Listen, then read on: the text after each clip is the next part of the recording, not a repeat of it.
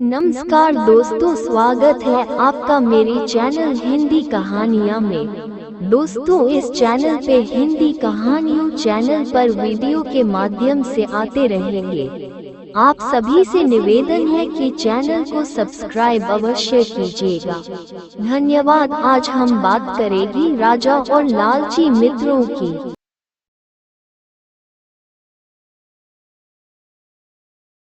बहुत समय पहले की बात है। एक समृद्ध राज्य में एक न्यायप्रिय राजा शासन करता था। राजा अपनी प्रजा से बहुत प्रेम करता था और उनकी भलाई के लिए हर संभव प्रयास करता था।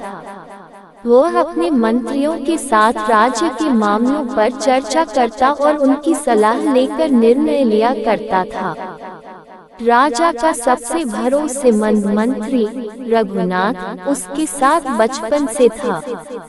रघुनाथ बुद्धिमान, चालाक और काम में निपुण था, लेकिन उसकी एक बड़ी कमजोरी थी, उसकी लालच। राजा बहुत उदार और दयालु था।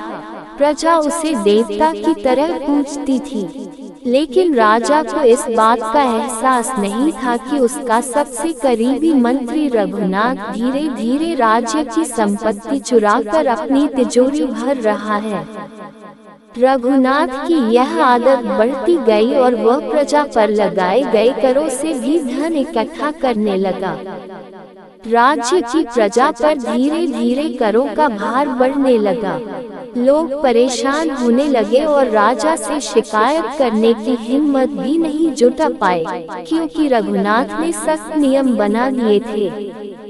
यदि कोई राजा से शिकायत करता तो उसे सजा दी जाती। एक दिन राजा के दरबार में एक वृद्ध किसान आया। उसने राजा से कहा, महाराज, हमारे गांव के लोग भूखे मर रहे हैं। करों के बोझ तले हम दब गए हैं। हमारी फसलें भी खराब हो गई हैं। कृपया हमारी मदद करें। राजा ये सुनकर हैरान हुआ और पूछा, ऐसा कैसे हो सकता है? मैंने तो कर बहुत कम कर रखे हैं। लेकिन रघुनाथ ने तुरंत जवाब दिया, महाराज, ये किसान झूठ बोल रहा है। गांव के लोग आलसी हो गए हैं और फसलें उगाने में मेहनत नहीं कर रहे। राजा को रघुनाथ पर विश्वास था, लेकिन किसान की आंखों में सच्चाई साफ दिख रही थी।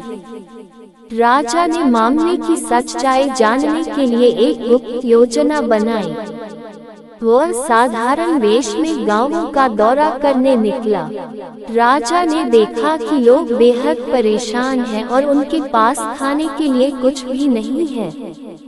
उसने ग्रामीणों से बात, तब उसे पता चला कि रघुनाथ ने कर बढ़ा दिए हैं और वह सारा धन अपने पास रख लेता है।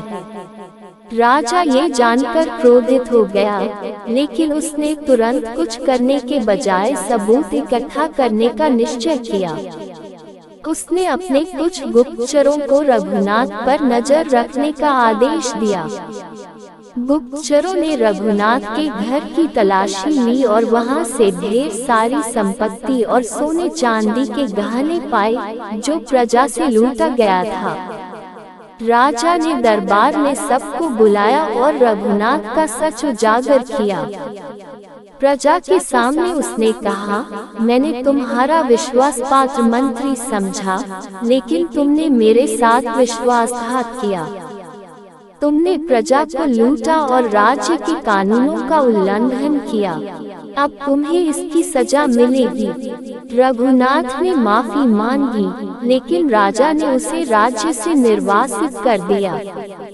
साथ ही उसकी सारी संपत्ति गरीबों में बांट दी। इसके बाद राजा ने नए मंत्री नियुक्त किए, जो ईमानदार और कर्तव्यनिष्ठ थे। उसने प्रजा के कर भी कम कर दिए और उनकी समस्याओं का समाधान किया। राज्य में फिर से खुशहाली लौट आई। इस कहानी से हमें ये सीख मिलती है कि लालच का अंत हमेशा बुरा होता है। जो दूसरों को धोखा देता है वह खुद भी बर्बाद हो जाता है।